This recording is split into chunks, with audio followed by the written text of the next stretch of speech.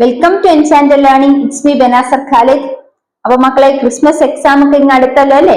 അപ്പൊ നമ്മൾ ഇന്നത്തെ ക്ലാസ്സിൽ 8ാം ക്ലാസ്സിലെ ഒരു പാഠഭാഗമാണ് മനസ്സിലാക്കാൻ പോകുന്നത്.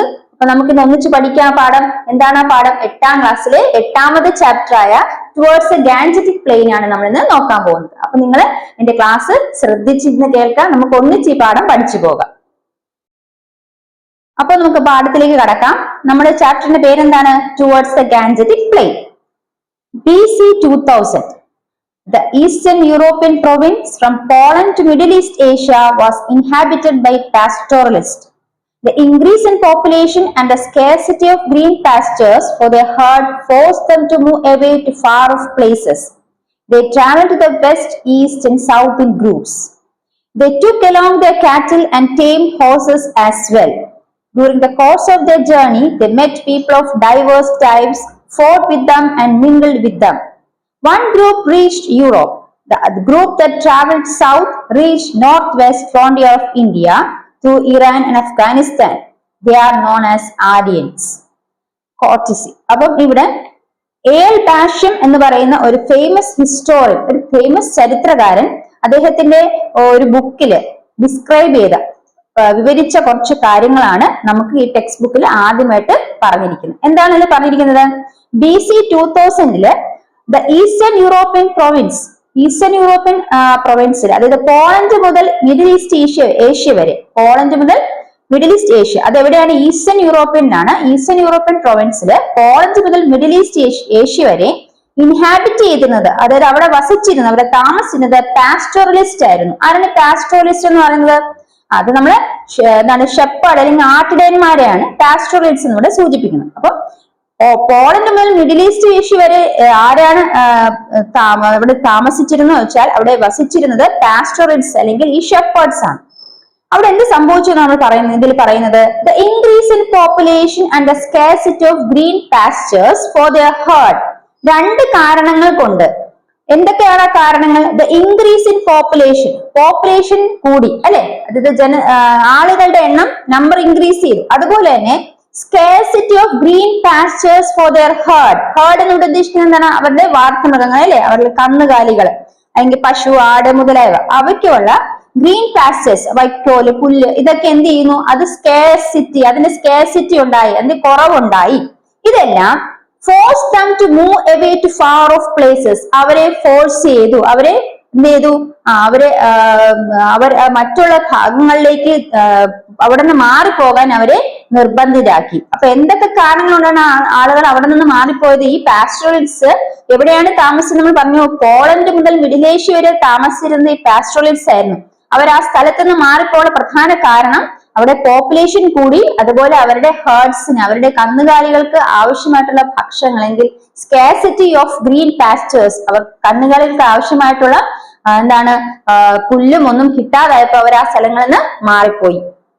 ഇനി അവരെങ്ങോട്ടാ മാറിപ്പോയത്? The travel to west, east and south in groups. അവർ ഗ്രൂപ്പ് ആയിട്ടാണ് ട്രാവൽ ചെയ്തത്. എങ്ങോട്ടൊക്കെയാണ് മാറിപ്പോയത്? വെസ്റ്റിലോട്ട്, ഈസ്റ്റിലോട്ട്, കുറച്ചുപേര് സൗത്തിലോട്ടും പോയി. They took along their cattle and tame horses as well. അവരെന്ത് ചെയ്തു? അവര് കൂടെ, അവർ ഒറ്റയ്ക്കല്ല പോകുന്നത്, അവർ ഗ്രൂപ്പായിട്ട് പോകുക. അപ്പൊ അവരെ കൂടെ ആരൊക്കെ കൊണ്ടുവന്നു? അവരെ കാറ്റിൽ, അവരുടെ കന്നുകാലികളെ കൊണ്ടുവന്നു. അതായത് ടേം, അതുപോലെ തന്നെ ടേംഡ് ഹോഴ്സസ്, അവര് എന്ത് ചെയ്യുന്നു? കൂടെ വളർത്തി പരിപാലിക്കുന്ന അവരുടെ ഹോഴ്സുകൾ അല്ലെ, അവരുടെ കുതിരകളെ എല്ലാം കൂടെ കൊണ്ടുപോവുകയാണ്. During the course of the journey, they met people of diverse types, fought with them and mingled with them. അവരുടെ യാത്രയുടെ ആ ഒരു ഘട്ടത്തിൽ, അവർ യാത്ര ചെയ്തുകൊണ്ടിരുന്നപ്പോഴും അവരെന്ത് ചെയ്യുന്നു? പലതരത്തിലുള്ള ആൾക്കാരെ, ഡൈവേഴ്സ് ടൈപ്സ്, വൈവിധ്യം അല്ലെങ്കിൽ വ്യത്യസ്തമുള്ള ആൾക്കാരെ കണ്ടുമുട്ടി. ആൻഡ് ദേ ഫോർട്ട് വിത്ത് ദം, അവരോട് യുദ്ധം ചെയ്തു. അതുപോലെ ആൻഡ് മിംഗിൾഡ് വിത്ത് ദം, അതുപോലെ അവരെ കൂടെ ചേർന്ന് നിന്നു. ഇനി അങ്ങനെ സഞ്ചരിച്ചുകൊണ്ടിരുന്നപ്പം വൺ ഗ്രൂപ്പ് റീച്ച് യൂറോപ്പ്. നമ്മൾ 3 ഗ്രൂപ്പുകളായിട്ടോ, ഒന്ന് വെസ്റ്റിലോട്ട് പോയി, ഒരാൾ കുറച്ചുപേര് ഈസ്റ്റിലോട്ട് പോയി, കുറച്ചുപേര് സൗത്തിലോട്ട് പോയി അല്ലെ. അപ്പൊ അതിൽ ഒരു ഗ്രൂപ്പ് എവിടെ എത്തി?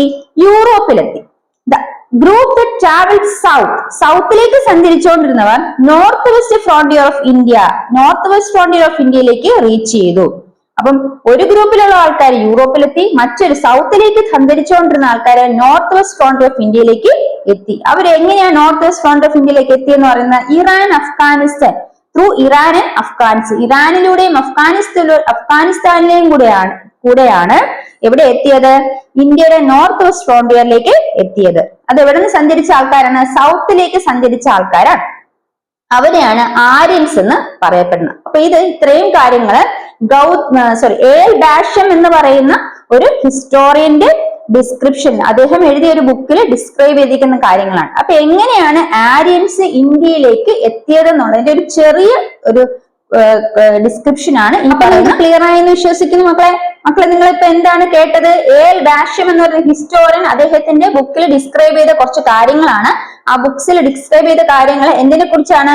ആര്യൻസ് എങ്ങനെയാണ്, ആര്യൻസ് എപ്രകാരമാണ് എന്താണ് സൗത്തിൽ സഞ്ചരിച്ചുകൊണ്ടിരുന്ന ആര്യൻസ് എങ്ങനെയാണ് നോർത്ത് വെസ്റ്റ് ഫ്രോണ്ടിയർ ഓഫ് ഇന്ത്യയിലേക്ക് എത്തിയതെന്നാണ് നമ്മൾ ഈ ഡിസ്ക്രിപ്ഷൻ മനസ്സിലാക്കി. ഇനി നമ്മൾ ഓരോ അവർ വന്നപ്പോ ഏതൊക്കെ രീതിയിലാണ് അവർ എത്തിയത്, എന്തൊക്കെയാണ് അവര് മനസ്സിലാക്കിയത്, അല്ലെങ്കിൽ അവർ എന്തൊക്കെ രീതിയിൽ മാറ്റം അവർക്ക് ഉണ്ടായി എന്നുള്ളതൊക്കെയാണ് നമ്മൾ ഈ ചാപ്റ്റർ നോക്കാൻ പോകുന്നത്.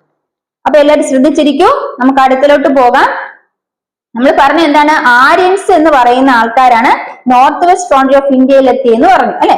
ഇപ്പൊ നോർത്ത് വെസ്റ്റ് ഫ്രോണ്ടിയർ ഓഫ് ഇന്ത്യയിൽ എത്തിയ ആര്യൻസ് നമ്മൾ പറഞ്ഞു, അതിനു മുമ്പ് ഈ ആൾക്കാർ എങ്ങനെയുള്ള ആൾക്കാരായിരുന്നു? ദേവർ പാസ്റ്റോറലിസ്റ്റ് അല്ലെ. പാസ്റ്റോറലിസ്റ്റ് അല്ലെങ്കിൽ എന്താണ്? ഷെപ്പേർഡ്സ് ആയിരുന്നു, കാട്ടിടയന്മാരായിരുന്നു. അപ്പൊ ആര്യൻസ് ആരാ? യഥാർത്ഥത്തില് ആര്യൻസ് എന്ന് പറയുന്നത് പാസ്റ്റോറലിസ്റ്റ് ആയിരുന്നു. മനസ്സിലായോ? നമ്മൾ നേരത്തെ പറഞ്ഞ എന്താ? ഇവർ പാസ്റ്റോറലിസ്റ്റ് ആണല്ലോ ഇന്ന സ്ഥലത്ത് നിന്ന് ഇങ്ങോട്ട് മൂവ് ചെയ്ത് വന്നത്. അതിലൊരു ഭാഗം ആൾക്കാരാണല്ലോ ഇങ്ങോട്ട് നോർത്ത് വെസ്റ്റ് ഫ്രോണ്ടിയർ ഓഫ് ഇന്ത്യയിലേക്ക് വന്നത് അല്ലെ. അപ്പൊ ആര്യൻസ് എന്ന് പറഞ്ഞ യഥാർത്ഥത്തിൽ ആരാണ്? പാസ്റ്റോറലിസ്റ്റ് ആയിരുന്നു അല്ലെ. അപ്പൊ ആര്യൻസ് വേർ പാസ്റ്റോറലിസ്റ്റ്. അതാണ് നമ്മൾ ഒരു പോയിന്റ് എന്ന് മനസ്സിലാക്കുക. അടുത്തത് ഇനി രണ്ടാമത്തെ കാര്യം എന്താ പറഞ്ഞത്? എന്തുകൊണ്ടാണ് അവർ ഇങ്ങോട്ടേക്ക് പല സ്ഥലങ്ങളിലേക്ക് സഞ്ചരിച്ചു പോയത്? ബിക്കോസ് പോപ്പുലേഷൻ ഇൻക്രീസ് ചെയ്തു. അതുപോലെ അവരുടെ ഹേർഡിന്, അവരുടെ കന്നുകാലികൾക്ക് ആവശ്യമായിട്ടുള്ള ഫുഡ് ലഭിക്കുന്നില്ല. സ്കാർസിറ്റി ഓഫ് ഗ്രീൻ പാസ്റ്റേഴ്സ് അല്ലെ. അതെല്ലാം കൊണ്ടാണ് അവരെന്ത് ചെയ്തു? ഫാർ ഓഫ് പ്ലേസസിലേക്ക് മൂവ് ചെയ്തത്. ഇനി മൂന്നാമത്തെ എന്തൊക്കെ കാരണമാണ്? അവര് എവിടുന്നാ വന്നത്? നമ്മൾ ഈസ്റ്റേൺ യൂറോപ്യൻ പ്രൊവിൻസിലാണ്. അതായത് എവിടെയാ അവർ താമസിക്കുന്നത്? ഈസ്റ്റേൺ യൂറോപ്യൻ പ്രൊവിൻസിലാണ് താമസിക്കുന്നത്. അവിടുന്ന് പോളണ്ട് മുതൽ മിഡിൽ ഈസ്റ്റ് വരെ വ്യാപിച്ചു കിടക്കുന്ന സ്ഥലത്തായിരുന്നു ഇവര് താമസിച്ചിരുന്നത് അല്ലെ. ഈസ്റ്റേൺ യൂറോപ്യൻ പ്രൊവിൻസ് ഇൻഹാബിറ്റ് ചെയ്തിരുന്നതാണ്. They inhabited in the Eastern European province from Poland to Middle East. അവിടെ നിന്ന് ആര്യൻസ് ഇങ്ങോട്ട് വരുന്നത്. എന്തുകൊണ്ടാണ് വരുന്നതെന്ന് മനസ്സിലാക്കിയല്ലോ. പോപ്പുലേഷൻ ഇൻക്രീസ് ചെയ്തു, അതുപോലെ തന്നെ അവർ ഹേർഡിന് ഫുഡ് ആവശ്യത്തിൽ കിട്ടുന്നില്ല. അപ്പൊ പോപ്പുലേഷൻ ഇൻക്രീസ് ചെയ്തുകൊണ്ട് they were forced to move away to far off places. ദൂരെയുള്ള സ്ഥലങ്ങളിലേക്ക് മൂവ് ചെയ്യാൻ നിർബന്ധിക്കപ്പെട്ടു. ഇനി അതുപോലെ തന്നെ അവരുടെ ഹേർഡിന് ആവശ്യമായിട്ടുള്ള ഗ്രീൻ പാസ്റ്റേഴ്സ്, പുല്ലുകളൊന്നും ഭക്ഷണത്തിനായിട്ട് കിട്ടുന്നില്ല. ആർക്കാ? അവരെ കന്നുകാലികൾക്ക് അല്ലെ. അതിന്റെ സ്കാർസിറ്റി, അതിന്റെ കുറവ്. അപ്പൊ scarcity of green pastors for the heard, they also forced them to move away from these places അല്ലെ. അതുകൊണ്ട് they travel to എങ്ങോട്ടേക്ക് സഞ്ചരിച്ചത്? West, east and south in groups. അപ്പൊ വെസ്റ്റ്, ഈസ്റ്റ്, സൗത്ത് അങ്ങനെ മൂന്ന് ഗ്രൂപ്പായിട്ടാണ് അവര് സഞ്ചരിച്ചത്. അങ്ങനെ സൗത്തിൽ സഞ്ചരിച്ച ആൾക്കാരാണ് എങ്ങോട്ട് വന്നതെന്ന് പറഞ്ഞു? നോർത്ത് വെസ്റ്റ് ഫ്രോണ്ടിയർ ഓഫ് ഇന്ത്യയിലേക്ക് എത്തപ്പെട്ടെന്ന് പറഞ്ഞു. അപ്പൊ നമ്മൾ ഇത്രയും കാര്യങ്ങളാണ് മനസ്സിലാക്കിയത്. അപ്പൊ കുറച്ച് പോയിന്റ്സ് നോട്ട് ചെയ്യാൻ പറഞ്ഞിരിക്കുന്നത്. അതിൽ നമ്മൾ എന്താണ് മനസ്സിലാക്കുന്നത്? എന്തൊക്കെ കാരണങ്ങൾ കൊണ്ടാണ് Aryans north West Frontier of ഇന്ത്യയിലേക്ക് എത്തപ്പെട്ടത് എന്ന് ചോദിക്കുകയാണെങ്കിൽ നമുക്ക് എന്തൊക്കെ കൊടുക്കാം? ഫസ്റ്റ് പറയുന്നത് എന്താണ് നമ്മളെ? Find out the circumstances that led Aryans to reach India എന്നൊരു ചോദ്യം ചോദിച്ചാൽ എങ്ങനെ നമ്മൾ ആൻസർ ചെയ്യും? അപ്പൊ എന്തൊക്കെ സർക്കംസ്റ്റൻസുകളാണ്, എന്തൊക്കെ സാഹചര്യങ്ങളാണ് ആര്യൻസിനെ ഇന്ത്യയിലേക്ക് എത്താൻ കാരണം? Find out the circumstances that led Aryans to reach India. First കാര്യം എന്താണ്? ഫസ്റ്റ് നമ്മൾ മനസ്സിലാക്കുന്നത് ആര്യൻസ് എന്ന് പറഞ്ഞത് പാസ്റ്റോറൽസ് ആയിരുന്നു. അപ്പൊ ആര്യൻസ് വേർ പാസ്റ്റോറൽസ്. ആരെ കുറിച്ച് നമ്മളോട് പറയുന്നത്? ആര്യൻസ് എന്ന് പറയുന്നത് പാസ്റ്റോറൽസ് ആയിരുന്നു. ഇനി ആര്യൻസ് എവിടെയാണ് അവർ ഇൻഹാബിറ്റ് ചെയ്തിരുന്നത്? ഇൻഹാബിറ്റൻസ് അവരെവിടുത്തെ ഇൻഹാബിറ്റൻസ് ആയിരുന്നു? ഈസ്റ്റേൺ യൂറോപ്യൻ പ്രൊവിൻസിലെ ഇൻഹാബിറ്റൻസ് ആയിരുന്നു അല്ലെ. ഇപ്പൊ ഈസ്റ്റേൺ യൂറോപ്യൻ പ്രൊവിൻസിൽ from Poland to Middle East, from Poland to Middle East, eastern European province. അപ്പൊ ആര്യൻസ് എവിടുത്തെ ഇൻഹാബിറ്റൻസ് ആയിരുന്നു? ഈസ്റ്റേൺ യൂറോപ്യൻ പ്രൊവിൻസിലെ ഇൻഹാബിറ്റൻസ് ആയിരുന്നു. അത് എവിടെ മുതൽ എവിടം വരെയാണ്? From Poland to Middle east.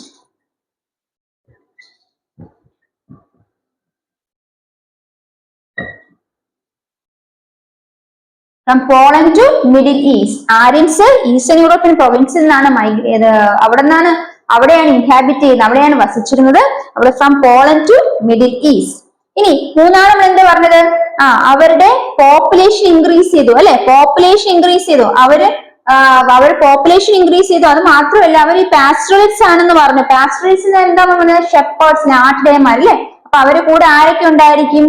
അവരെ കൂടെ കന്നുകാലികളൊക്കെ കാണുമായിരിക്കും. അപ്പൊ ഈ കന്നുകാലികളൊക്കെ ആവശ്യമായിട്ടുള്ള ഫുഡ് ലഭിക്കുന്നില്ല. അപ്പൊ സ്കാർസിറ്റി ഓഫ് ഗ്രീൻ പാസ്റ്റേഴ്സ് ലഭിക്കുന്നില്ല. അതുപോലെ തന്നെ അവരെ പോപ്പുലേഷൻ, അവിടുത്തെ ആളുകളുടെ പോപ്പുലേഷൻ ഇൻക്രീസ് ചെയ്തു. അപ്പൊ അതാണ് മറ്റൊരു കാരണം. Increase in population. മറ്റൊരു കാരണം എന്ന് പറയുന്നത് scarcity of green pastors. Scarcity of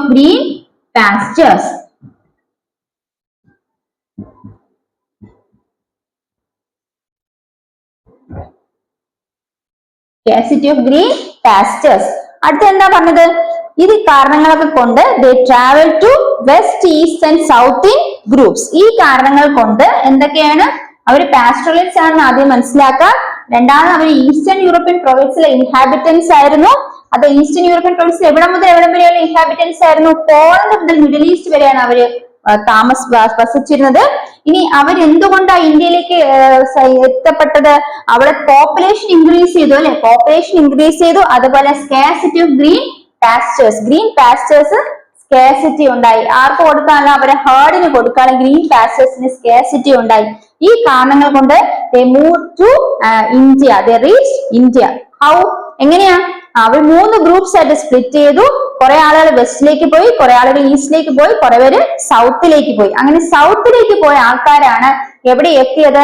north western part of ഇന്ത്യയിലേക്ക് എത്തിയത്. അപ്പം ഇന്ത്യയിലേക്ക് ആര്യൻസ് എത്തിയത് എവിടെ നിന്ന് സഞ്ചരിച്ച ആൾക്കാരാണ്? സൗത്തിൽ നിന്ന് സഞ്ചരിച്ച ആൾക്കാരാണ് നോർത്ത് വെസ്റ്റ് ഫ്രോണ്ടിയർ ഓഫ് ഇന്ത്യയിലേക്ക് എത്തിയത്. അവരെയാണ് ആര്യൻസ് എന്ന് വിളിക്കുന്നതെന്ന് പറഞ്ഞു. അപ്പൊ ഇത്തരം ഒരു ക്വസ്റ്റ്യൻ ചോദിച്ചാൽ നിങ്ങൾക്ക് ആൻസർ ചെയ്യാൻ പറ്റുമല്ലോ അല്ലെ. അപ്പൊ നമ്മൾ അടുത്ത് നോക്കാൻ പോകുന്നത്, ഈ ടെക്സ്റ്റ് ബുക്കിൽ പറഞ്ഞിട്ടുണ്ട് ഇംഗ്ലീഷില് ഫാദർ, ലാറ്റിനില് ഫാറ്റർ, ഗ്രീക്കില് വേറെ രീതിയിൽ പ്രൊണൗൺസ്. അപ്പം ഫാദറിനെ തന്നെ പല രീതിയിൽ ഇവിടെ പല ഭാഷകളിൽ പല രീതിയിൽ പ്രൊണൗൺസ് ചെയ്യുന്നത് കൊടുത്തിട്ടുണ്ട്. പല രീതിയിൽ എന്ന് പറയുമ്പോൾ ഏകദേശം പറഞ്ഞു വരുമ്പോൾ ഒരു സിമിലാരിറ്റി, ഒരു സാമ്യം എല്ലാത്തിലും തോന്നുന്നുണ്ട്. അർത്ഥം സെയിം തന്നെയാണെന്ന് നമുക്കറിയാം. അപ്പൊ ഇവിടെ ഈ സെയിം ഒരു സിമിലാരിറ്റി നമുക്ക് എന്ത് മനസ്സിലാക്കാം? ഇതിനെല്ലാം ഒരു കോമൺ ഹെറിറ്റേജ്, ഒരു കോമൺ ഉത്ഭവമാണ്. അത് ഇതെല്ലാം ഏകദേശം ഒരേപോലെയാണ് പ്രൊണൗൺസ് ചെയ്യുന്നതെന്ന് നമുക്ക് മനസ്സിലാക്കാൻ സാധിക്കും. അപ്പൊ ഇത്തരം ആളുകൾ speak languages spoken by people who inhabited various parts of Europe and Asia are regarded as Indo European languages. അപ്പൊ ഇങ്ങനെ ഈ ഒരു പ്രദേശത്ത് നമ്മളിപ്പോ ഇവിടെ ഇംഗ്ലീഷ്, ലാറ്റിൻ, ഗ്രീക്ക്, സാൻസ്ക്രിറ്റ് എന്ന് പറഞ്ഞ ടെക്സ്റ്റ് കൊടുത്തിട്ട് അപ്പൊ ഇൻഡോ യൂറോപ്യൻ ലാംഗ്വേജസ് എന്നാണ് ഇതിനെ വിളിക്കുന്നതെന്ന് മനസ്സിലാക്കുക. അപ്പം എവിടെ താമസിക്കുന്നതാണ്?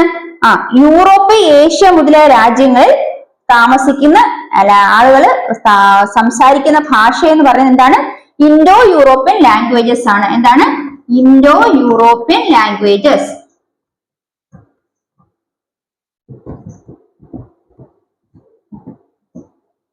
ഇൻഡോ യൂറോപ്യൻ ലാംഗ്വേജസ് ആണ് ഏതൊക്കെ? ഇപ്പൊ പറഞ്ഞ ഇംഗ്ലീഷ്, ലാറ്റിൻ, ഗ്രീക്ക്, സാൻസ്ക്രിറ്റ് ഒക്കെ. ഇനി ഇതില് സാൻസ്ക്രിറ്റ് ആര് സംസാരിച്ചത് ഭാഷയാണ്? The people who spoke Sanskrit came to be called as Aryans. അപ്പൊ ആര്യൻസ് എന്ന് വിളിക്കുന്നത് ആരെയാണ്? സാൻസ്ക്രിറ്റ് ഭാഷ സംസാരിക്കുന്ന ആൾക്കാരെയാണ് ആര്യൻസ് എന്ന് വിളിച്ചത്. The people who spoke Sanskrit came to be called as Aryans. അപ്പൊ ആര്യൻസിന്റെ സംസാര ഭാഷ ഏതാണെന്ന് വെച്ചാൽ ഏതാണ്? ആര്യൻസിന്റെ സംസാരം അല്ലെങ്കിൽ ലാംഗ്വേജ് ഏതാണ്? അതാണ് സാൻസ്ക്രിറ്റ് എന്ന് മനസ്സിലാക്കുക. അതൊരു ഇൻഡോ യൂറോപ്യൻ ലാംഗ്വേജ് ആണെന്ന് മനസ്സിലാക്കുക. അപ്പം ഇൻഡോ യൂറോപ്യൻ ലാംഗ്വേജസ് ഏതൊക്കെയാണെന്ന് മനസ്സിലാക്കി. ഇൻഡോ യൂറോപ്യൻ ലാംഗ്വേജസ് സംസാരിക്കുന്ന ആളുകളാണ്. അതിലെ ഒരു ഭാഷയായ സാൻസ്ക്രിറ്റ് സംസാരിക്കുന്ന ആളുകളെ എന്ത് വിളിക്കുന്നു? ആര്യൻസ് എന്ന് വിളിക്കുന്നു. അപ്പം the people who spoke Sanskrit came to be known as Aryans. ഇനി അതിൽ തന്നെ നമ്മൾ ഫസ്റ്റ് മനസ്സിലാക്കാനുള്ളത് ആര്യൻസിന്റെ ഭാഷയാണ് സാൻസ്ക്രിറ്റ് എന്ന് പറഞ്ഞു. ഇനി സാൻസ്ക്രിറ്റിലെ ആദ്യത്തെ literary work, first literary work in Sanskrit എന്ന് പറഞ്ഞ ഏതാണ്? സംസ്കൃതത്തിലെ സാൻസ്ക്രിറ്റിലെ ആദ്യത്തെ ലിറ്റററി വർക്ക് ഏതാണെന്ന് ചോദിച്ചാൽ അത് ഋഗ്വേദയാണ്. ഇതാണ് ഋഗ്വേദ. ഋഗ്വേദ എന്ന് പറയുന്നത് എന്താണ്? ഋഗ്വേദ എന്ന് പറയുന്നത് സാൻസ്ക്രിറ്റിലെ ആദ്യത്തെ ലിറ്റററി വർക്കാണ്. സാൻസ്ക്രിറ്റിലെ ആദ്യത്തെ ലിറ്റററി വർക്ക് ഏതാണ്? ഋഗ്വേദയാണ്. ഇനി ആര്യൻസ് എന്നറിയപ്പെടുന്നവർ ഏത് ഭാഷയാണ് സംസാരിച്ചിരുന്നത്? Which language was spoken by Aryans? Sanskrit. അപ്പൊ ഇത്രയും ക്ലിയർ ആയല്ലോ. അപ്പൊ നമ്മൾ ഇനി അടുത്ത് നോക്കാൻ പോകുന്നത് എന്താണ്? നമ്മൾ ഇത്രയും മനസ്സിലാക്കിയ ഋഗ്വേദയെ കുറിച്ച് മനസ്സിലാക്കിയ ഋഗ്വേദ എന്ന് പറയുന്നത് എന്താണ്? ആദ്യത്തെ സാൻസ്ക്രിറ്റ് ലിറ്റററി വർക്കാണ്. എന്താ? സാഹിത്യ രചനയാണ് അല്ലെ? സാഹിത്യം എന്താണ്? ലിറ്റററി വർക്കാണ് ഋഗ്വേദ. സാൻസ്ക്രിറ്റിലെ ആദ്യത്തെ ലിറ്റററി വർക്കാണ് ഋഗ്വേദ. ഇനി ആര്യൻസിന്റെ ലാംഗ്വേജ് എന്ന് പറയുന്നത് സാൻസ്ക്രിറ്റ് ആണെന്നുമാണ് നമ്മൾ മനസ്സിലാക്കിയത്. ഇനി നമ്മൾ ഇത്രയും കാര്യങ്ങൾ ക്ലിയർ ആയല്ലോ മക്കളെ? ഇത്രയും കാര്യങ്ങൾ ക്ലിയർ ആയല്ലോ. നമുക്ക് അടുത്ത ടോപ്പിലോട്ട് പോകാമല്ലോ. ഇങ്ങനെ പഠിച്ചതിന് കുറച്ച് ക്വസ്റ്റ്യൻസ് ഞാൻ ജസ്റ്റ് നിങ്ങൾക്ക് ചോദിക്കുകയാണ്. നിങ്ങൾക്ക് ആൻസർ ചെയ്യാൻ പറ്റുമെന്ന് നോക്കാം. നമുക്ക് നോക്കാം. അപ്പൊ എല്ലാം റെഡി ആയിക്കോ. ഫസ്റ്റ് ക്വസ്റ്റ്യൻ ഇതാണ്. First literary work in Sanskrit ഏതാണ്? നമ്മൾ ജസ്റ്റ് പറഞ്ഞോളൂ. ഏതാണ് first literary work in Sanskrit? Okay, Rigveda അല്ലേ? അപ്പൊ നിങ്ങൾക്ക് കിട്ടുന്നുണ്ട്. അപ്പൊ നമ്മൾ അടുത്ത ചോദ്യം, ആര്യൻസ് സ്പോക്ക് ചെയ്ത language, which was a language spoken by Aryans? ഏതാണ്? സാൻസ്ക്രിറ്റ്. അപ്പൊ എന്റെ ക്ലാസ് നിങ്ങൾക്ക് മനസ്സിലായെന്ന് വിശ്വസിക്കുന്നു. നമുക്ക് അടുത്ത ടോപ്പിക്കിലോട്ട് പോവാം. അപ്പം ഇത്രയും കാര്യങ്ങൾ നമ്മൾ മനസ്സിലാക്കിയത് ക്ലിയർ ആക്കി വെക്കുക. ആര്യൻസിനെ കുറിച്ചുള്ള കാര്യങ്ങളാണ് നമ്മൾ മനസ്സിലാക്കിക്കൊണ്ടിരിക്കുന്നത്. ഇനി അടുത്ത ആര്യൻസിനെ കുറിച്ച് കൂടുതൽ കാര്യങ്ങൾ മനസ്സിലാക്കാം. അടുത്ത ഭാഗത്തേക്ക് പോകാം. അപ്പൊ ഇപ്പൊ ആര്യൻസ് എവിടെ വന്ന് നിൽക്കുകയാണ്? നോർത്ത് വെസ്റ്റേൺ ഫ്രണ്ട് ഓഫ് ഇന്ത്യയിലാണ് വന്ന് നിൽക്കുന്നത് അല്ലെ? അപ്പൊ ഈ മനസ്സിലാക്കാൻ പോകുന്ന നെക്സ്റ്റ് കാര്യം എന്താ വെച്ചാല്, ആര്യൻസ് സപ്തസിന്ധു റീജിയനിൽ എങ്ങനെ എത്തി, അല്ലെങ്കിൽ എവിടെയാണ് അവരവിടെ എത്തിയതിന് എന്തൊക്കെ എവിഡൻസസ് ആണ് നമുക്ക് ലഭിച്ചതെന്ന് നോക്കാം. മക്കൾ നോക്കാം. ഇപ്പൊ ഒരു ക്വസ്റ്റ്യൻ ചോദിക്കുന്ന ആ ക്വസ്റ്റ്യന്റെ ഉത്തരമായിട്ടാണ് നമ്മളിവിടെ പഠിക്കാൻ പോകുന്നത്. Prepare a note on the evidences available on the arrival of Aryans in the Saptasindhu region in India. ഇന്ത്യയിലെ സപ്തസിന്ധു റീജിയനിൽ ആര്യൻസ് അറൈവ് ചെയ്തതിന് എന്തൊക്കെ എവിഡൻസസ് ആണ് നമുക്ക് ലഭിക്കുന്നത്? അതാണ് നമുക്ക് ഇന്ന് അടുത്ത നോക്കാൻ പോകുന്നത്. അപ്പൊ ടെക്സ്റ്റ് ബുക്കിലേക്ക് നോക്കാം. About 3,500 years ago, Aryans arrived at the Saptasindhu region in the northwestern part of India.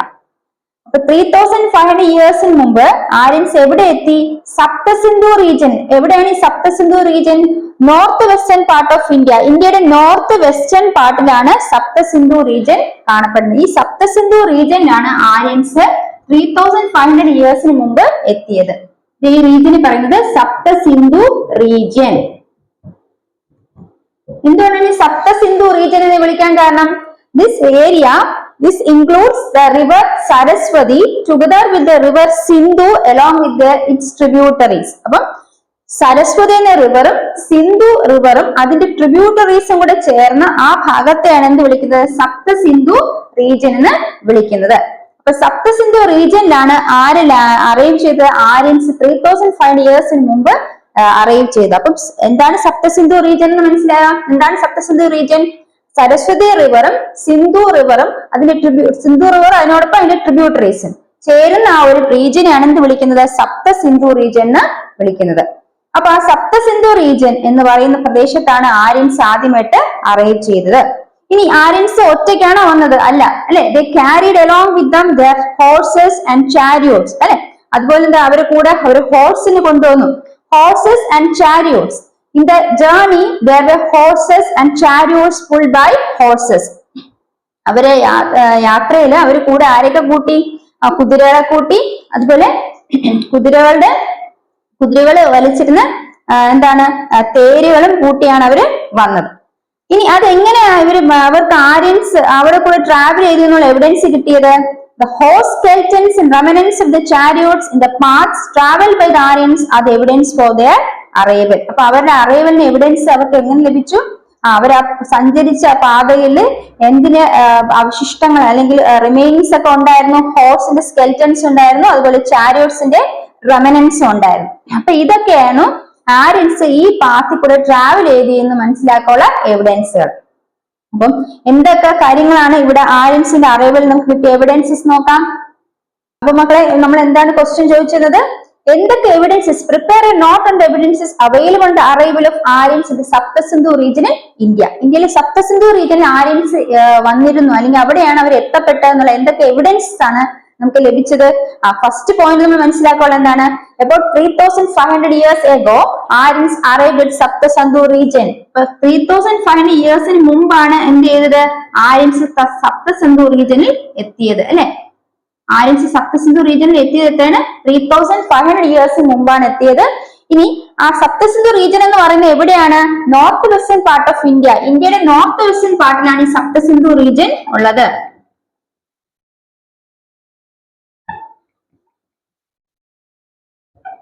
North western part of India. എന്താണ് സപ്തസിന്ധു റീജിയൻ എന്ന് മനസ്സിലാക്കി വയ്ക്കുക, ജസ്റ്റ് മനസ്സിലാക്കി വയ്ക്കുക. സപ്തസിന്ധു റീജിയനിലാണ് സരസ്വതി റിവറും സിന്ധു റിവർ ആൻഡ് ട്രിബ്യൂട്ടറീസും ഒന്നിച്ച് ടുഗദർ ആയിട്ട് കാണുന്ന സ്ഥലം. സപ്തസിന്ധു റീജിയനിലാണ് Saraswati river and Sindhu river along with tributaries are see. ഇനി ഇവര് ഇവിടെ വന്നിരുന്നു, അല്ലെങ്കിൽ ഇവിടെ കൂടെ സഞ്ചരിച്ചു എന്നുള്ളതിന് മറ്റൊരു എവിഡൻസ് എന്താണ്? The horses in the chariots pulled by the horses assisted them in their journey. The horses and their chariots. Horses ഉണ്ടായിരുന്നു, അതുപോലെ തന്നെ അവര് വലിച്ചുകൊണ്ടിരുന്ന ചാരിയോട്സും അതും ഈ ജേർണിയിൽ അവരെ അസിസ്റ്റ് ചെയ്തിരുന്നു, അവരെ കൂടെ ഉണ്ടായിരുന്നു. ഇനി ഇതെങ്ങനെ മനസ്സിലാക്കിയത്? ആ ഒരു പാത്ത് അവർ സഞ്ചരിച്ചിരുന്ന ആ പാത്തില് എന്തിന്റെ റെമനൻസ് ഉണ്ടായിരുന്നു? റിമൈനിങ്സ് ഉണ്ടായിരുന്നു, ഹോഴ്സ് സ്കെൽറ്റൻ, അതുപോലെ തന്നെ റെമനൻസ് ഓഫ് ചാരിയോട്സ്, ചാരിയോട്സിന്റെ അവശിഷ്ടങ്ങളും അതുപോലെ ഹോഴ്സിന്റെ സ്കെൽറ്റനും ഒക്കെ അവർ സഞ്ചരിച്ചിരുന്ന പാതയിൽ ഉണ്ടായിരുന്നു. So these were the evidences for the evidences that we receive. These were the evidences that were available on the arrival of Aryans in Saptasindhu region. അപ്പൊ സപ്തസിന്ധു റീജിയനിൽ ആര്യൻസ് അറൈവ് ചെയ്തു എന്നുള്ള എവിഡൻസസ് എന്തൊക്കെയാണെന്ന് വെച്ചാൽ, ഒന്ന് ഫസ്റ്റ് നമ്മൾ പറയേണ്ട പോയിന്റ് എന്താണ്? about 3500 years ago Aryans arrived in the Saptasindhu region in the northwestern part of India. രണ്ട്, the horses and chariots pulled by the horses assisted them along with their journey. ഇനി അടുത്ത എന്താണ്? the horses skeletons and the remnants of the chariots in the past traveled the Aryans were the evidences for their arrival എന്ന് നമ്മൾ പഠിച്ചു. ഇനി നമ്മൾ മനസ്സിലാക്കാനുള്ളത് Aryans, നമ്മൾ പറഞ്ഞു ആര്യൻസിലെ ലൈഫിനെ കുറിച്ചാണ് നെക്സ്റ്റ് പഠിക്കാൻ പോകുന്നത്. ലൈഫ് ഓഫ് പീപ്പിൾ എങ്ങനെയാണ് ആര്യൻസ്, ഏത് രീതിയിലാണ് അവരുടെ ജീവിതം മുന്നോട്ട് കൊണ്ടുവരുന്നത്, അല്ലെങ്കിൽ അവർ ഏത് രീതിയിലാണ് ജീവിച്ചിരുന്നാണ് നമുക്ക് അടുത്ത് നോക്കാം. നമ്മൾ നേരത്തെ പഠിച്ച രണ്ട് കാര്യങ്ങൾ എന്തൊക്കെയാണ്? ആര്യൻസിന്റെ ലാംഗ്വേജ് ആണ് സാൻസ്ക്രിറ്റ് എന്ന് പഠിച്ചു അല്ലെ? അതുപോലെ നമ്മൾ പഠിച്ചു സാൻസ്ക്രിറ്റ് എന്ന് പറയുന്നതിന്റെ ഫസ്റ്റ് ലിറ്റററി വർക്ക് ഏതാണ്? ഋഗ്വേദയാണ്. ഈ ഋഗ്വേദയില് ആര്യൻസിന്റെ ലൈഫ് എങ്ങനെയാണ്, അല്ലെങ്കിൽ life of people in Saptasindhu region will get the information from Rigveda. ഋഗ്വേദയിലാണ് നമുക്ക് അതിനുള്ള ഇൻഫർമേഷൻ കിട്ടുന്നത്. അപ്പൊ ഋഗ്വേദയിലാണ് എന്തിനു ഡിസ്ക്രൈബ് ചെയ്തിരിക്കുന്നത്? ലൈഫ് ഓഫ് ആര്യൻസ് സപ്തസിന്ധു റീജിയനിൽ ജീവിച്ചിരുന്ന ആര്യൻസ് എങ്ങനെയാണ് ലൈഫ്, ഏത് രീതിയിലായിരുന്നു അവരുടെ ലൈഫ് എന്ന് എവിടെയാണ് ഡിസ്ക്രൈബ് ചെയ്തിരിക്കുന്നത്? ഋഗ്വേദയിലാണ് ഡിസ്ക്രൈബ് ചെയ്തിരിക്കുന്നത്. അപ്പൊ അതിൽ ഡിസ്ക്രൈബ് ചെയ്ത ഡിസ്ക്രിപ്ഷൻസ് നിന്നും നമുക്ക് എന്തൊക്കെ മനസ്സിലാക്കി നോക്കാം. ഫസ്റ്റ് പോയിന്റ് ഇതാണ്, Aryans belong to different tribes. ആര്യൻസ് പല ട്രൈബ്സിൽ ഉൾപ്പെട്ട ആൾക്കാരായിരുന്നു.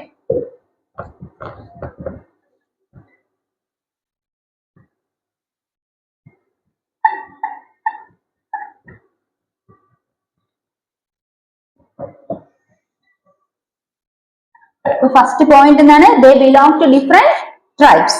അപ്പൊ ആര്യൻസിനെ കുറിച്ചുള്ള ഡിസ്ക്രിപ്ഷൻസ് എവിടെ നിന്നാണ് നമുക്ക് ലഭിക്കുന്നത്? From the first literary work of Sanskrit, that is Rigveda. അപ്പൊ ഋഗ്വേദയിൽ ഫസ്റ്റ് ഡിസ്ക്രിപ്ഷൻ കൊടുത്തിരിക്കുന്നത് Aryans belong to different tribes, പല ട്രൈബ്സിൽ പെട്ട ആൾക്കാര് ആര്യൻസിൽ ഉണ്ടായിരുന്നു. ഇനി each tribe comprised of many families. ഓരോ ട്രൈബിലും ഓരോ ട്രൈബ്സിലും എന്താണ് ധാരാളം ഫാമിലീസ് ഉണ്ടായിരുന്നു. Each tribe comprised of many families.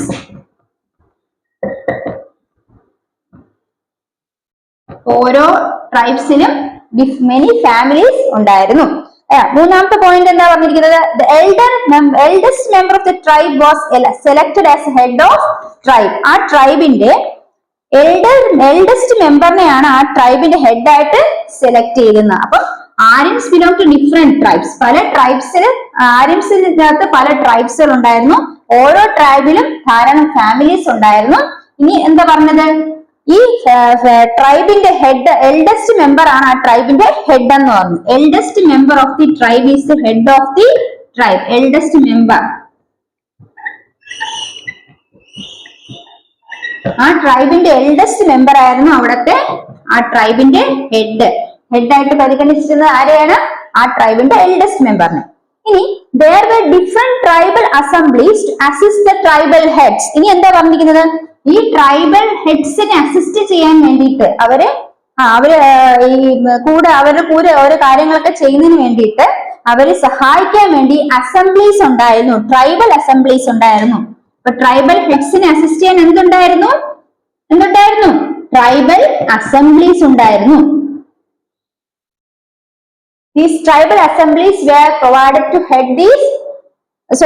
assist these head. Tribal ഹെഡ്സിനെ അസിസ്റ്റ് ചെയ്യാനാണ് ട്രൈബൽ അസംബ്ലീസ് ഉണ്ടായിരുന്നത്. ഏതൊക്കെയാണ് ട്രൈബൽ അസംബ്ലീസ്? നമുക്ക് നോക്കാം. വിധാത, സഭ ആൻഡ് സമിതി. ഏതൊക്കെയാണ് ട്രൈബൽ ഹെഡ്സ്? വിധാത, സഭ ആൻഡ് സമിതി. സഭ ആൻഡ് സമിതി ഇതെല്ലാം നമ്മൾ കേട്ടിട്ടുള്ള പേരുകളാണ്. സഭയും സമിതിയും നിങ്ങൾ കേട്ടിട്ടില്ലേ? ഇനി ഇതിൽ എക്സ്ട്രാ ആയിട്ടുള്ള ഏതാണ്? വിധാത, സഭ ആൻഡ് സമിതി. അപ്പൊ ഇതാണ് ട്രൈബൽ ഹെഡ്സിനെ അസിസ്റ്റ് ചെയ്യുന്ന അസംബ്ലീസ്. ഏതൊക്കെയാണെന്ന് ചോദിച്ചാൽ നമ്മൾ മനസ്സിലാക്കോളും. ഓക്കെ, അടുത്ത് നെക്സ്റ്റ് നമ്മൾ പഠിക്കാവുന്ന എന്താണ്? ഇവരുടെ മെയിൻ ഒക്കുപ്പേഷൻ എന്തായിരുന്നു? ഇവർക്ക് ജോലി വേണമല്ലോ അല്ലെ? ജീവിക്കണമെങ്കിൽ എന്ത് വേണം? ഒക്കുപ്പേഷൻ, ജോലി വേണം. The main occupation Aryans was കാറ്റിൽ റെയറിംഗ് ആൻഡ് ഫാമിംഗ്. അപ്പൊ നമ്മൾ നേരത്തെ പറഞ്ഞു ആര്യൻസ് എന്ന് പറഞ്ഞ ആരാണ്? പാസ്റ്ററൽസ് ആയിരുന്നു അല്ലെ? അവര് ഷെപ്പേർഡ്സ് ആയിരുന്നു, അല്ലെങ്കിൽ ആട്ടിടയന്മാരായിരുന്നു, അല്ലെങ്കിൽ കന്നുകാലികൾ വളർത്തി ജീവിക്കുന്ന ആൾക്കാരായിരുന്നു. അപ്പൊ അവരുടെ മെയിൻ ഒക്കുപ്പേഷൻ എന്ത് തന്നെയാണ്? കാറ്റിൽ rearing and farming. Main occupation എന്താണ്? കാറ്റിൽ rearing and farming.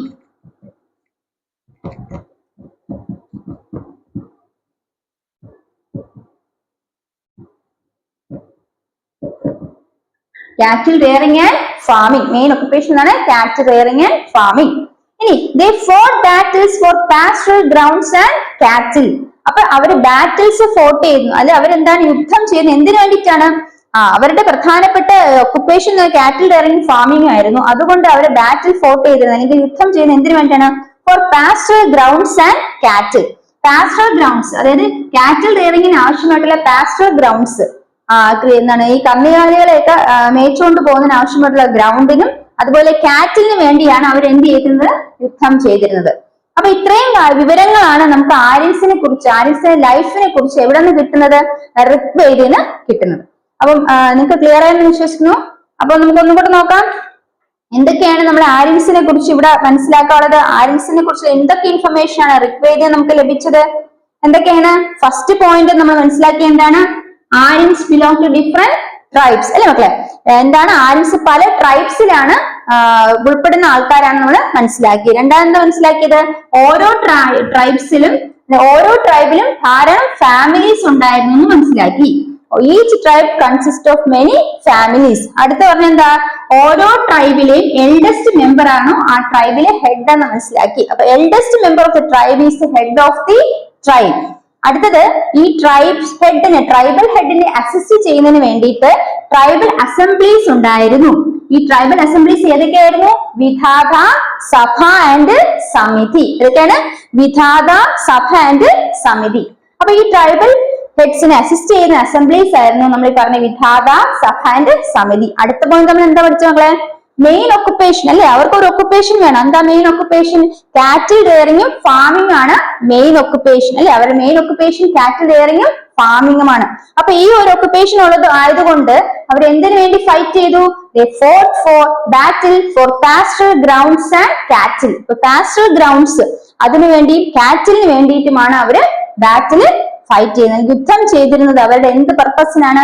Pastel grounds, അതായത് ഈ കന്നുകാലികളെ മേച്ചുകൊണ്ട് പോകുന്നതിനായിട്ടുള്ള ഗ്രൗണ്ട്സിനും അതുപോലെ തന്നെ കാറ്റിലിന് വേണ്ടിയിട്ടാണ് അവര് യുദ്ധം ചെയ്യുന്നത്. അപ്പൊ ഇത്രയും കാര്യങ്ങളാണ് നമ്മൾ ആര്യൻസിനെ കുറിച്ചുള്ള ഇൻഫർമേഷൻ ഋഗ്വേദയിൽ നിന്ന് എന്ത് ലഭിച്ചു എന്ന് ചോദിച്ചാൽ ആര്യൻസിന്റെ ലൈഫ് ഇങ്ങനെയൊക്കെ ആയിരുന്നു എന്നാണ് നമ്മൾ മനസ്സിലാക്കുന്നത്. അപ്പൊ ക്ലിയർ ആയെന്ന് വിശ്വസിക്കുന്നു. അപ്പൊ അടുത്ത പോയിന്റിലോട്ട് പോകാലോ. അപ്പം ഒന്നും കൂടെ എക്സ്പ്ലെയിൻ ചെയ്യേണ്ട ആവശ്യമില്ല, നിങ്ങൾക്ക് ക്ലിയർ ആയെന്ന് വിശ്വസിക്കുന്നു. നമുക്ക് അടുത്തതിലോട്ട് പോകാം. The priest who conducted sacrifices or yagas to ensure success in battles and the tribal heads who led the Aryans in war amassed more and more wealth. അപ്പൊ ഇവിടെ എന്താ പറയുന്നത്? The priest who conducted sacrifices or yagas. പ്രീസ്റ്റിന്റെ ജോലി എന്താണ്? യാഗാസ് അല്ലെങ്കിൽ sacrifices conduct ചെയ്യുക അല്ലെ. അവര് ബാറ്റിലിൽ സക്സസ് ലഭിക്കുന്നതിന് വേണ്ടിയിട്ട്, അത് യുദ്ധം ചെയ്ത് ജയിച്ചു വരുന്നതിന് വേണ്ടിയിട്ട് യാഗങ്ങളും സാക്രിഫൈസും ഒക്കെ ചെയ്തത് ആരാ? പ്രീസ്റ്റുകളാണ് ചെയ്തത്. നമുക്കറിയുന്ന കാര്യമാണ് അല്ലെ. ഇനി ട്രൈബൽ ഹെഡ്സ് എന്ത് ചെയ്യുന്നുണ്ട്? ട്രൈബൽ ഹെഡ്സ് ആണ് ആരെ നയിച്ചുകൊണ്ടിരുന്നത്? ആര്യൻസിനെ വാറിന് നയിച്ചുകൊണ്ടിരുന്നത് ആരാണ്? ട്രൈബൽ ഹെഡ്സ് ആണ്. അപ്പൊ ട്രൈബൽ ഹെഡ്സ് ആണ് ആര്യൻസിനെ വാറിൽ നയിച്ചുകൊണ്ട്. അങ്ങനെ അവരുടെ കയ്യിൽ ധാരാളം വെൽത്ത് ഉണ്ടായി. Thus control or wealth came to these people. അപ്പൊ അവരുടെ കയ്യിൽ എന്തിന്റെ കൺട്രോൾ ഉണ്ടായി? വെൽത്ത് അല്ലെങ്കിൽ സമ്പാദ്യം കൺട്രോൾ ചെയ്ത് ആരുടെ കയ്യിലായിരുന്നു? ഈ പറയുന്ന ആര്യൻസിന്റെ കയ്യിൽ വെൽത്തിന്റെ കൺട്രോൾ വന്നു. ഇനി ഋഗ്വേദയില് എന്താണ്? ഋഗ്വേദിക് പീരീഡിലെ ഈ സൊസൈറ്റി ഏത് രീതിയിലാണ് ഡിസ്ക്രൈബ് ചെയ്തിരിക്കുന്നത് നമുക്ക് നോക്കാം. നമ്മൾ അഡീഷണൽ ഇൻഫർമേഷൻ കൂടെ ജസ്റ്റ് ഒന്ന് മനസ്സിലാക്കി മക്കളെ. എന്താണെന്ന് വെച്ചാല് നമ്മൾ പറഞ്ഞു, battles fought by Aryans for cattle pastoral grounds. Pastoral ഗ്രൗണ്ട്സിനും കാറ്റലിനും വേണ്ടി ആര്യൻസ് ബാറ്റിൽ ഫോർട്ട് ചെയ്തു എന്ന് പറഞ്ഞല്ലേ, യുദ്ധം ചെയ്തിരുന്നു. ആ ബാറ്റിലിന് പറഞ്ഞ പേരാണ് ഗവിഷ്ടി. എന്താണ്? ഗവിഷ്ടി. ടെക്സ്റ്റിൽ പറഞ്ഞുകൊണ്ട് ജസ്റ്റ് ഒന്ന് ഇൻഫോം ചെയ്തോളൂ. എന്താണ്? ഗവിഷ്ടി എന്നാണ് ആ ബാറ്റിലിനെ അറിയപ്പെടുന്നത്. ഗവിഷ്ടി. ഓക്കെ, ഗവിഷ്ടി. അപ്പൊ അടുത്ത് നമ്മൾ പഠിക്കാൻ പോകുന്നത് ഋഗ്വേദിക് പീരീഡില് അല്ലെ. ഋഗ്വേദിക് പീരീഡില് ആര്യൻസ് സൊസൈറ്റി എങ്ങനെയാണ് ഡിവൈഡ് ചെയ്തിരിക്കുന്നത്? Society was stratified in the Rigvedic period on the basis of occupation. ജോലിയുടെ അടിസ്ഥാനത്തിൽ, ഓക്കുപേഷൻ അടിസ്ഥാനത്തിലാണ് ഋഗ്വേദിക് പീരീഡിലെ സൊസൈറ്റിയെ വേർതിരിച്ചിരിക്കുന്നത്. അപ്പൊ അതെന്തൊക്കെയാണ്? ഒന്ന് പ്രീസ്റ്റ് ആണ്. ഫസ്റ്റ് ഒന്ന് പ്രീസ്റ്റ്. ആരാണ്? പൂജാരി അല്ലെ, പ്രീസ്റ്റ്. പിന്നെ എന്താണ്? സോൾജിയേഴ്സ്. അടുത്ത എന്താണ്? Common man. ഇപ്പൊ ഋഗ്വേദിക് പീരീഡിലെ സൊസൈറ്റിയെ സ്ട്രാറ്റിസ്ഫൈ ചെയ്തിരിക്കുന്ന, സൊസൈറ്റിയെ ഡിവൈഡ് ചെയ്തിരിക്കുന്ന on the basis of occupation. എന്തൊക്കെയായിട്ടാണ്? Priest, soldiers, common man. അപ്പൊ ആര്യൻസിന് ഋഗ്വേദിക് പീരീഡിലെ സൊസൈറ്റി എങ്ങനെയാണ്? ഓക്കുപേഷൻ ബേസിസിലാണ് ഡിവൈഡ് ചെയ്തിരിക്കുന്നത്. Priest, soldiers, common man. അങ്ങനെ മൂന്നായിട്ടാണ് ഡിവൈഡ് ചെയ്തിരിക്കുന്നത്. ഇനി during their period the beliefs of Aryans were simple and based of nature worship. അപ്പം ഇവരുടെ ഒരു കാലഘട്ടത്തിൽ, ഈ ഋഗ്വേദിക് പീരീഡില് ആര്യൻസിന്റെ ബിലീഫ് എന്ന് പറയുന്നത്, ആര്യൻസിന്റെ വിശ്വാസങ്ങൾ എന്ന് പറയുന്നത്, ബിലീഫ് എന്ന് പറയുന്നത് എന്താണ്? സിമ്പിൾ ആയിരുന്നു. ബിലീഫ് സിമ്പിൾ ആയിരുന്നു. അതുപോലെ എന്തിനെ ഡിപ്പെൻഡ് ചെയ്തു? നേച്ചറിനെ ബേസ് ചെയ്താണ് വർഷിപ്പ്. നേച്ചർ വർഷിപ്പ്, പ്രകൃതിയാണ് അവര്, നേച്ചറിനെ ബേസ് ചെയ്താണ് അവര് വർഷിപ്പ് ചെയ്തിരുന്നത്. പ്രകൃതിയെ ബേസ് ചെയ്ത്, പ്രകൃതിയാണ് അവര് എന്താണ് വർഷിപ്പ് ചെയ്തിരുന്നത്, അവരെങ്കിൽ അവര് ആരാധിച്ചിരുന്നത്. അപ്പൊ ആര്യൻസിന്റെ ബിലീഫ് സിമ്പിൾ ആയിരുന്നു, അതുപോലെ based on nature worship. their main deity was Lord Indra. അപ്പൊ അവരുടെ ഏറ്റവും പ്രധാനപ്പെട്ട അല്ലെങ്കിൽ അവർ ആരാധിച്ചിരുന്ന ആരെയാണ്? ലോർഡ് ഇന്ദ്രയായിരുന്നു മെയിൻ ഡയറ്റി.